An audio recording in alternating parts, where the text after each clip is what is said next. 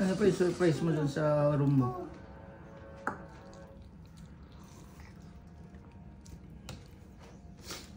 Try it. It's a chocolate mousse cupcake. Di ba ayaw mo ng cream cheese? Ayan, chocolate. Kagatin mo.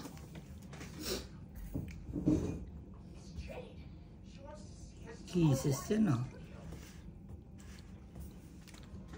Bite it with the, with the bread. Ganito tayo siya oh. Yan o. Sarap no? Tayo siya masarap. Siyempre, gawa ng nanay eh. Ay, sus talaga. Alam mo ba kung gaano kahirap gawin yan kanina? Pagod na yung kamay ko. Sore. Kaka-ganon. Hindi naman. Sarap no? Buti nga lang, tinuro ko sa mama mo. Oh, ayan, Epal. Hindi niya ako tinuruan, Tesha. Ako lang. Paano mo matuturuan kung